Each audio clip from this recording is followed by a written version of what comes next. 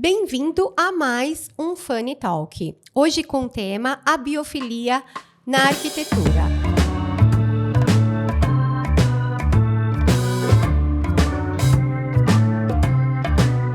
Considerada nesse último ano como uma tendência na arquitetura de interiores, existem várias formas de introduzir a biofilia ao projeto. Sabemos que não se refere somente ao uso de plantas, mas também em materiais e posicionamento arquitetônico.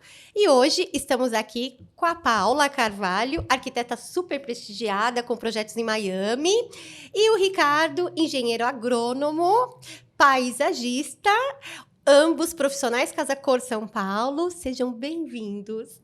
Obrigado. Muito obrigada pelo convite, Paulinha. Nós que agradecemos. Muito feliz por estar participando, viu? Muito bom. E vocês são feras nesse tema. Então, quem vai sair ganhando, quem vai assistir o vídeo e nós também que estamos aqui com vocês. Obrigado, Vamos lá.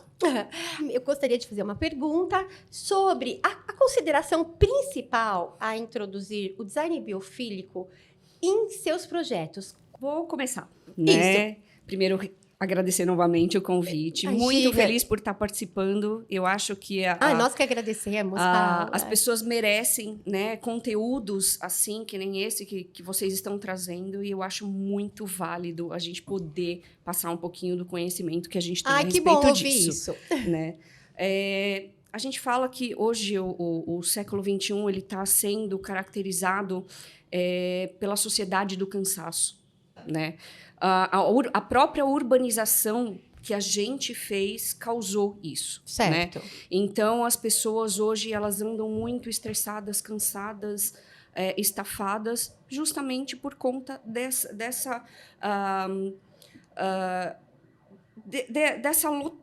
do ambiente estar lotado de muitas coisas. Aglomeração. Né? Aglomeração, informações. Muita Aglomeração informação. desordenada, construtiva, que impacta na vida mental. Exato. Nesse processo. Exatamente. Inclusive, até tem um livro chamado Sociedade do Cansaço. Eu li. Olha! Recomendo. Muito Uau. Bom a respeito disso, para as pessoas entenderem qual é o impacto, né, real disso na sociedade. Né?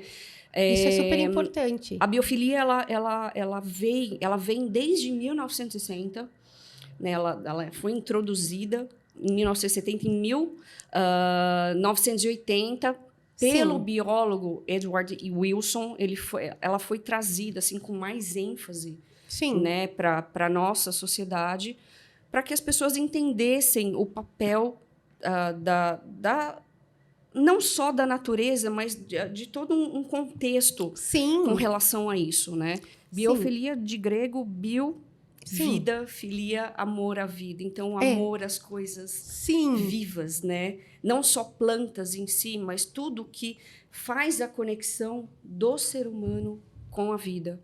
Né? Então, quando a gente pega um projeto de arquitetura para introduzir isso, a gente quer que a sensação do nosso cliente, do usuário, ela seja a melhor possível para trazer de volta o contato com a natureza. Né? A gente já tem tanto estresse, já tem tanta coisa tão aglomerada, tão incisiva, que a tendência da biofilia fazer esse retorno às origens. Que a gente fala. Ainda mais após pandemia, acho que isso ficou bem enfatizado, né? Bem importante.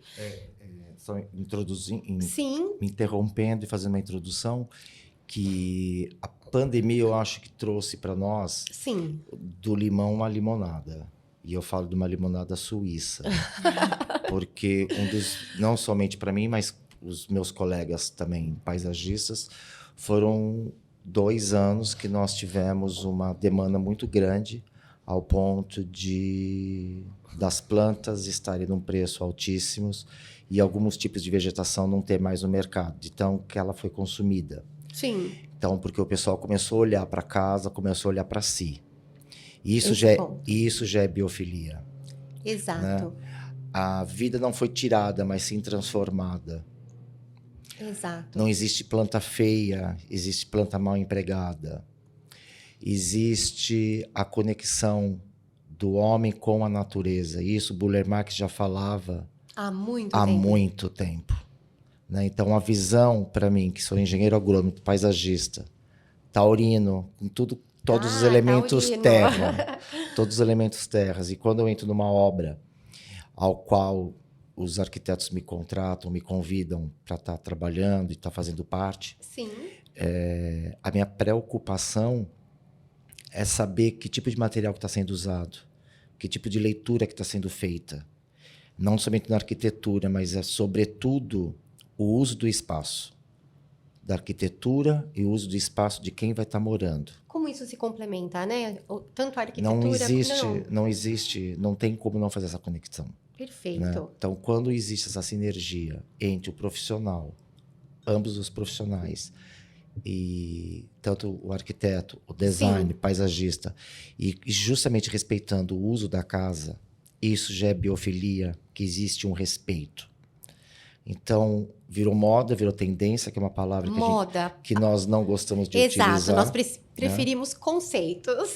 Porque o tubinho preto com colorzinho de pérola, mesmo que ele seja falso, é chique. Exato. Né?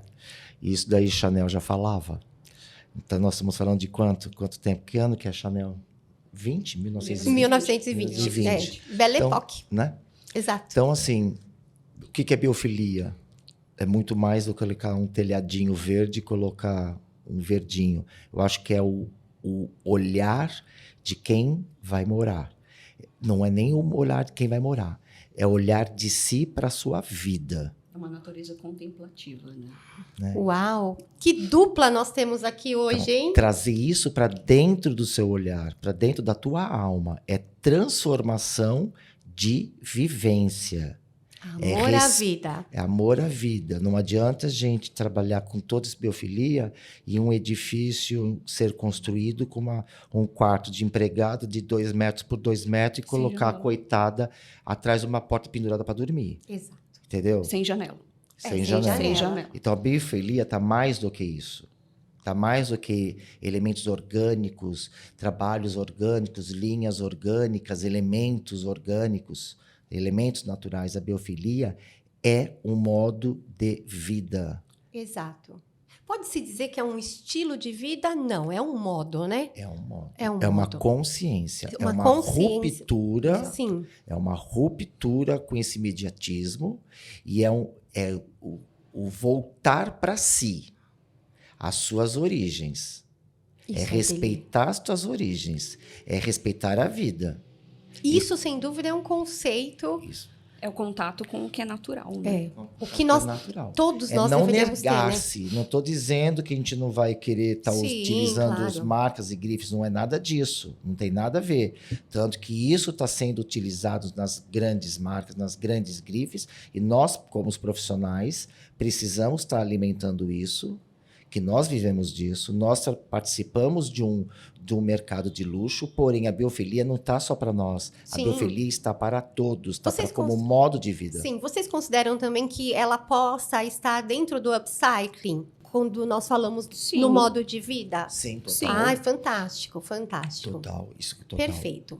Vamos lá. O design biofílico pode causar a sensação nos seus usuários de acolhimento, percepções olfativas, sonora e visual, e resultando ao pertencimento real do espaço, aquilo que nós até já estamos falando. Isso acontece em ambientes residenciais, comerciais, enfim, públicos. Contudo, sabemos que o que envolve sustentabilidade em nosso país, principalmente, eleva os custos em vários fatores de uso. O design biofílico também está inserido na sustentabilidade. Isso é fato.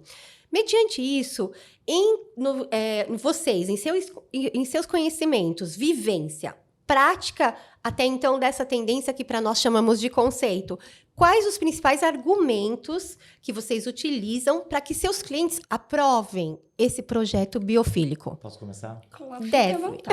Memória afetiva. Memória afetiva. Eu vou de sola na memória afetiva. Uau, olha isso. Memória afetiva. Porque, assim, como eu vou para os jardins, a gente sempre tem aquela flor, aquela planta que estava na casa da nossa avó, na casa da nossa tia, Sempre tem. Isso é eu fundamental, sempre vou então. para a memória afetiva.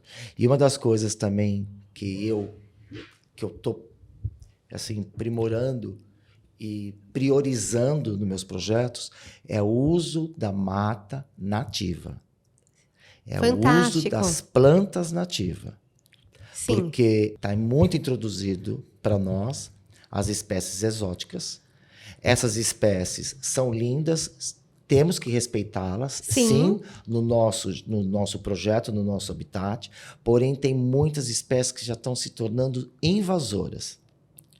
Então, assim, coisas que a gente tem que ter ruptura. Certo. Porque senão nós vamos perder. Que nem no começo a Paula falou. Sim. Existe uma aglomeração, existe um concretismo tão imediato na cidade que não foi planejada, que foi planejada para justamente os nossos funcionários estarem indo morar.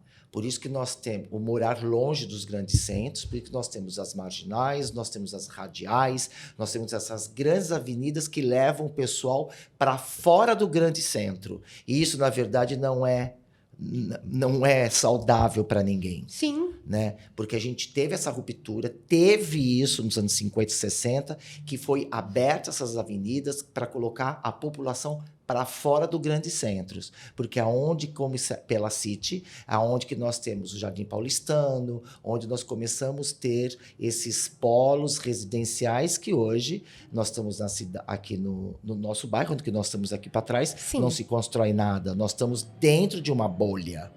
Isto não é biofílico. Agora, vamos quebrar isso, essa ruptura? Não. Tem que adequar. Tem que adequar, né? Sim. Por isso que nós precisamos, tá? Então, assim, voltando até... Eu me empolgo e vou. Mas voltando, o que eu preciso, o que eu passo para os meus clientes é esse resgate de memória afetiva. Aonde você nasceu, da onde que você veio, para onde que você quer ir. Então, assim, quanto mais elementos brasileiros, tanto no desenho dos nossos designs, da nossa arquitetura, sim, quanto na utilização... Materiais, né? Exatamente. Sim. Então, é esse resgate que nós temos que ter. Uau. Se nós não tivermos essa valorização do nosso... Exato. Pegando esse gancho, sim, do Ricardo, é interessante ele falar isso, que na hora que ele falou memória afetiva, sim, eu Paula, lembrei, porque minha avó ela sempre gostou de jardim, né? Tanto que com 90 anos ela mexia na enxada e era ela que cuidava do jardim da casa que a gente morava, né? Sim. E me veio ela cuidando das rosas, do canteiro de rosas, que ela incrível. Cuidava com amor tão grande que, assim, acho que as rosas cresciam justamente por causa do amor que ela impunha casca ali. de ovo batida, casca de ovo... Exatamente. Tem nomes, né? As minhas de casa têm nomes, todas. Então, assim, é muito gostoso ver isso. E, assim, pegando um outro gancho que ele falou... a respeito das cidades também, sim, né? Falando que as pessoas estavam morando longe desses centros urbanos, né? Enfim, para ter uma qualidade melhor de vida. Nova York tem um plano chamado Plano para Nova York, certo, né? Onde eles querem que as pessoas morem no máximo a 10 minutos de uma área verde ou de um parque.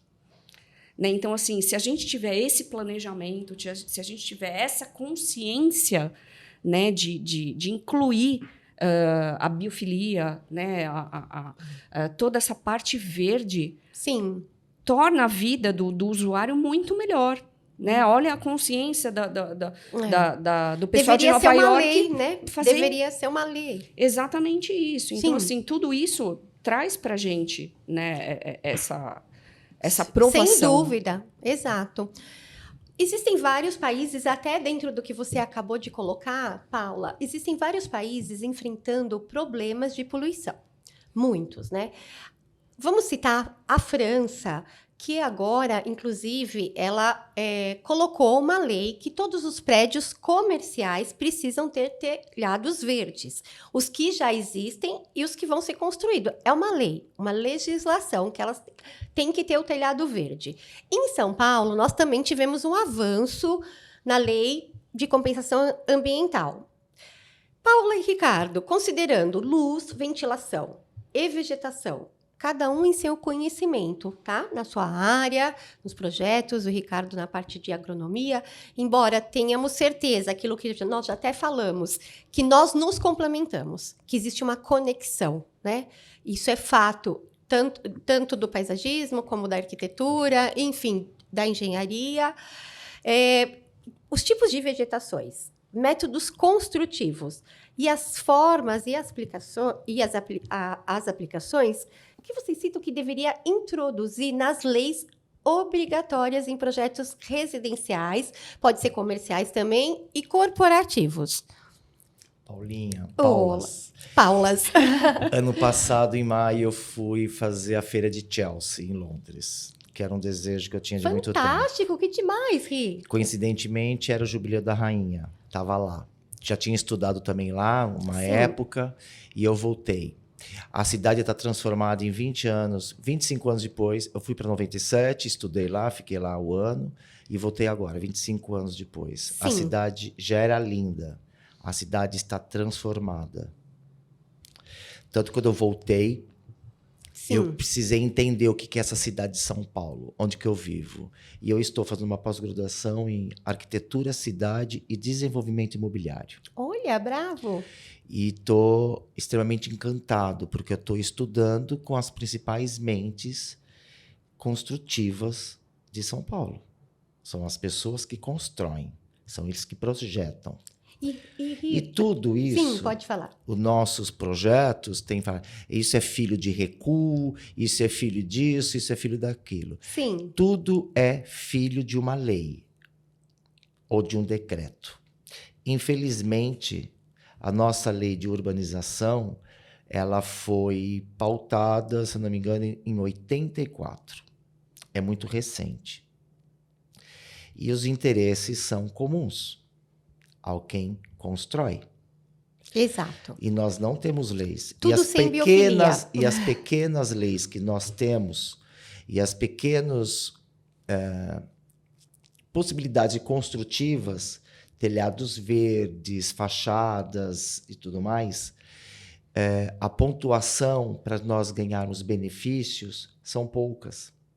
Então, assim, não tem uma valorização, não tem um incentivo, não tem esse incentivo, justamente reduzindo impostos e tudo mais, para que construísse. E não tem uma lei que obriga. Então, o certo é mudar a lei. É mudar a lei. Então, mas, além de mudar a lei, isso também é cultural. Sim. Né? Não, total. É cultural que as pessoas elas têm que entender que isso é um benefício para a sociedade, né? Não é só questão de leis, de a gente implementar lei. Sim. Isso também tem que estar... Eu sempre cito, Ripa, algo assim, que nós, arquitetos, designers, paisagistas, que nós somos a ponte para que o futuro seja melhor.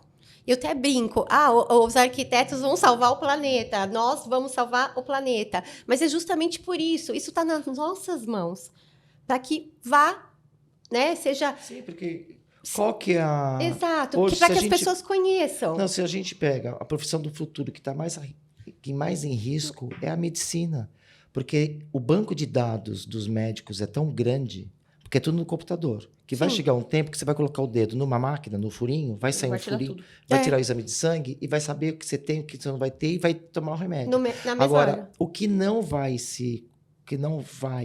em risco é a nossa mente, é a nossa criatividade. Por mais que nós tenhamos softwares, isso e aquilo, certo. Mas quem programa esses softwares, quem cria essas curvas, quem cria o novo é a mente humana. Então, o trabalho do arquiteto é primoroso para isso. Sim. E compete, sim, a gente estar trabalhando, estar estudando e saber como que é. Porque se a gente não mudar essa lei, se a gente não proporcionar isso, logicamente que o investidor vai estar fazendo uma construção que é aproveitar o máximo de ocupação. Sim. Lógico, tem que, porque não é barato. O custo não é barato. Tanto que eu estou estudando para entender o porquê que a nossa cidade virou isso. Entendeu? O custo então, é uma questão cultural. Sim. Nós não temos praças, nós não temos vias largas. E quando nós temos uma via larga, ela não tem um piso drenante, que alimenta o subsolo, Exato. que não alimenta. Eles tacam cimento e tacam porcelanato em tudo. Exato. Dentro disso, até que você colocou, Ri, um dia eu estive num jantar com o Rodrigo Mocotó, sabe, do restaurante Mocotó? Uhum. E o Rui Otaki estava também, foi um evento bem interessante. E ele, na sua simplicidade, eu achei aquilo incrível. Ele disse que a parte da gastronomia também é como o nosso trabalho, porque o tema era isso, gastronomia mais arquitetura, que transforma o ordinário em extraordinário. Isso é incrível. Incrível. Exato. E quando ele olhou para o Rui Otaki, ele disse, Rui, o meu restaurante é na Vila Medeiros, eu moro lá desde quando eu nasci, e nós não temos uma praça. Eu fiquei chocada, eu digo que eu fiquei emocionada, né? E ele falou assim, você pode fazer uma praça? Então, assim, olha quantos... Não é só a Vila Medeiros. Não tem a cultura de ter. Exatamente. Não tem a cultura de cuidar. Nós não temos isso. Tanto que Londres é a cidade jardim. Sim. E uma coisa também, eu voltei recente da cidade do Chile. Eu não sei onde que começa o Jardim da Calçada e termina, porque não tem emenda. É uma coisa única. E tem irrigação nas calçadas, todas as árvores são irrigadas. Isto é lei. Exato. Mas também é planejamento, né, gente? Sim, é planejamento. Interessante, você falando de cidades também, a cidade do México também, eles têm 60 mil quilômetros de jardins verticais implantados nos viadutos.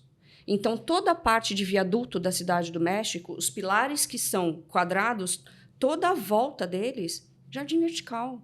Olha a consciência dessas pessoas. E né? deixar lá, não destruir, né? Não roubar mudinha. Você vê tudo isso lá e tá impecável. Então, assim, tem uma consciência, tem um planejamento e tem um incentivo, o que é o que a gente não tem aqui. Então, né? assim, acho que a base para nós a base primordial que nós chegamos para essa pergunta é leis e incentivo. Sim, mas que essas leis e incentivos não fica só na grande, no centro, nos bairros ricos. Isso tem que começar lá fora. Exato. Como a Vila Medeiros, por exemplo. Tem que começar lá, de lá para cá. Porque se isso tiver lá, telhados, se isso tiver lá, fachadas ativas, se isso tiver lá, planejamento, eles não vão querer depredar o nosso.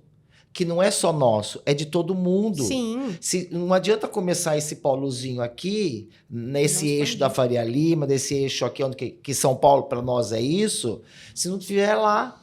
Tem que começar depois as marginais. Então, tem que começar lá. Estamos bem longe ainda. Estamos bem longe. Gente. Infelizmente, nós estamos bem longe desse fator. Bem longe. Falando em biofilia, em 1994, se não me falha a memória, no Japão, teve o primeiro edifício escalonado, né, que ele parecia uma escadinha, em que teve a inserção de telhado verde.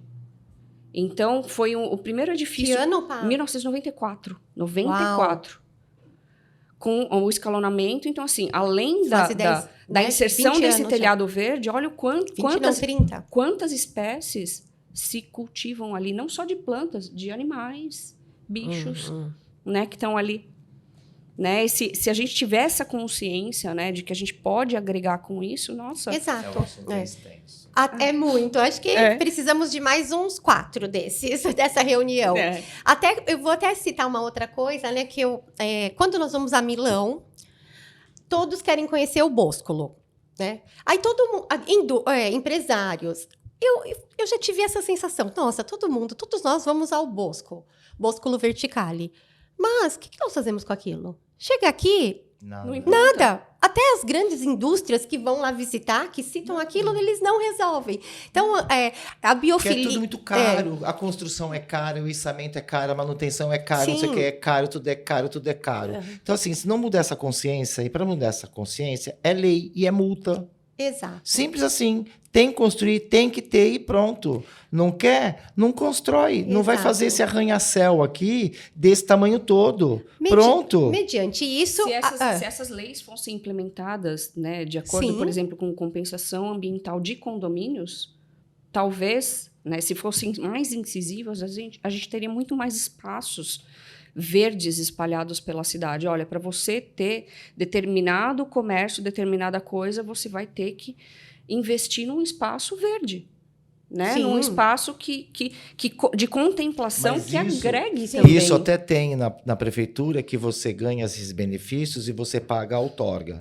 A questão que... mas aí troca... Você faz a troca como se não constrói nada. É uma troca de moeda, É uma troca de moeda. Então, assim, é uma coisa que tem que ser mudado em um todo. Quando...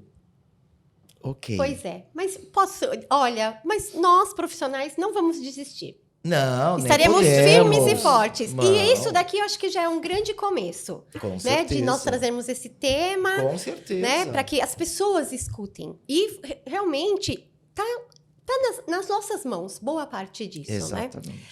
E para finalizar, o design biofílico é mais do que 2 vasos de planta, sem dúvida. É também luz natural, vegetação, acabamentos, com texturas naturais e vistas para contemplar a natureza, certo? Resultando na tranquilidade, no bem-estar, no relaxamento, saúde e no conforto emocional, aquilo que nós já até falamos, né? Sendo assim, quais as dicas desses profissionais incríveis que estão aqui comigo vocês podem nos deixar para o uso da biofilia em projetos que já são existentes? Residenciais, corporativos, comerciais. Projetos que já existem. Desde um pequeno apartamento, né? Desde um pequeno apartamento até grandes construções. Vocês fiquem à vontade para citar dentro do tema que vocês preferirem. Quer falar? Compre uma samambaia. Ótimo! Comece com uma planta. Exato. Entendeu? Que seja uma, que seja duas. Seja simples, né? Sim, amei. Perfeito. Compre uma samambaia. Não julgue, não fale que a samambaia vai trazer azar, que não traga. Não traz, não tem isso. E que tem bichinhos, não tem. Não só isso, né, gente? Sim. Eu acho que, como o Ricardo falou, é memória afetiva. Né?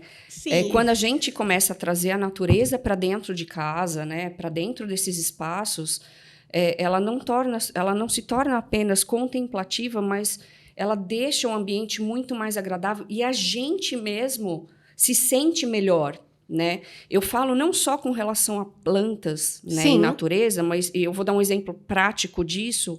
A gente vê em hospitais onde a inserção, por exemplo, até de iluminação natural em quartos, né, faz total diferença. Faz uma diferença tremenda na recuperação de pacientes. E vou além, não só na recuperação de pacientes, mas nos cuidadores também, nos próprios médicos. Eles trabalham com muito mais vontade, eles se sentem muito mais e o tempo de recuperação dos pacientes reduz consideravelmente.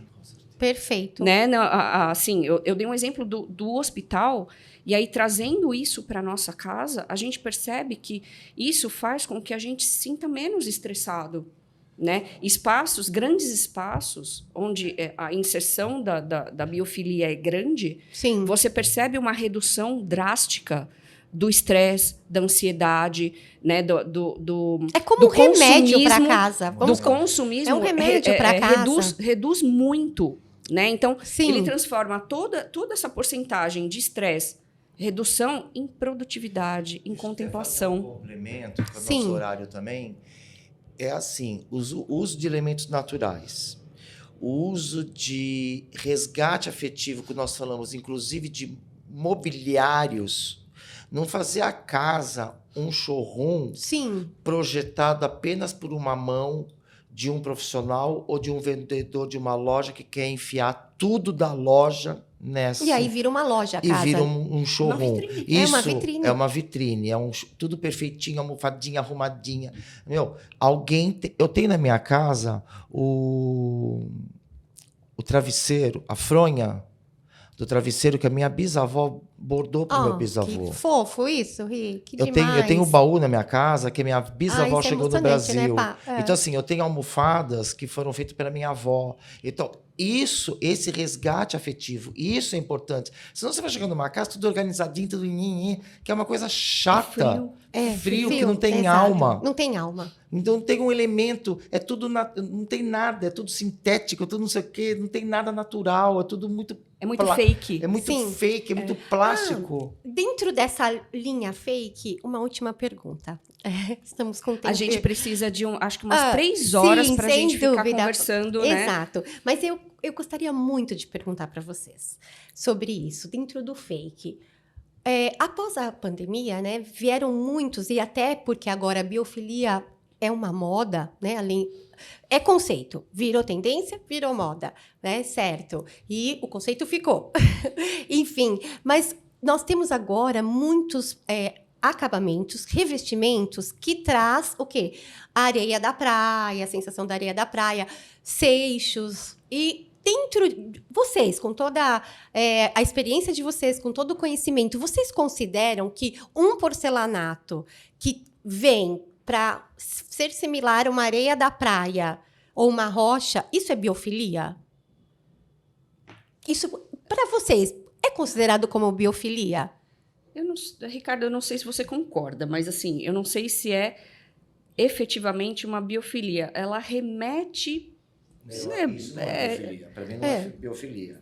Ótimo. Se não for bem feito, isso a gente pode chamar de mau gosto. Sim. Se for bem feito, se tiver uma textura, Sim. se tiver propósito, aplicado no ambiente correto, é lindo. Sim. Agora, se for uma estampa mal feita, sim. Isso é de extremo mau gosto. Não, tem muitos... É mau gosto. Tem muitos porcelanatos, muitas lastras perfeitas, né? Que traz tem coisas perfeitas. Exato. Inclusive, nós temos... Eu cheguei aqui, eu vi aquele amadeirado, todo aquele MDF, com aquela... na loja aqui, com a mata. Isso é maravilhoso. Isso eu quero no meu escritório. Eu sou paisagista, eu quero uma mesa disso. Sim, tem fantástico. tudo a ver. Isso numa academia, você vai treinar, você vê esse verde, é maravilhoso. Porque isso é muito mais fácil. Sim. É muito melhor do que você pegar uma planta de plástico e tacar numa parede. Exato. Então, talvez não seja a biofilia, mas seja um caminho... Um elemento que resgata. Exato. Um elemento que resgata, que nos atrai, que nos aquece. Exato. Sim. E se for um produto sustentável, aí entra... Melhor ainda. É que as pessoas não entendem, né, a diferença desse lance do fake, né? Que não é que não faz bem, mas ele não agrega. Sim. Né? Por que não as cores dos metais? Exato, uma boa referência. Por que não as cores dos metais? Ter cores mais quentes, ter cores que nos afetam a isso. Porque o design não pode ser uma coisa mais orgânica, que complementa, porque tem que ser sempre a mesma rigidez. Até um design de um monocomando com texturas de folhagens. Por que não? Dica para Fanny.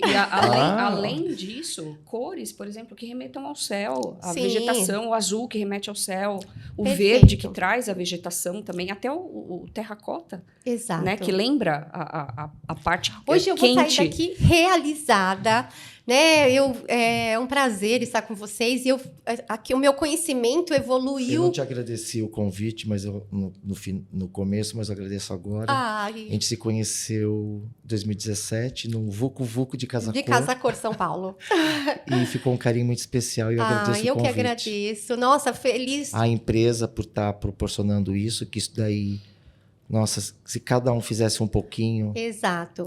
Dá vontade de falar para o mundo, né? Eu também, essa iniciativa da Fanny é justamente para isso, para trazer vocês profissionais, né, com toda essa capacitação, bagagem, conhecimento, para que nós possamos mostrar isso, eu digo, para o mundo.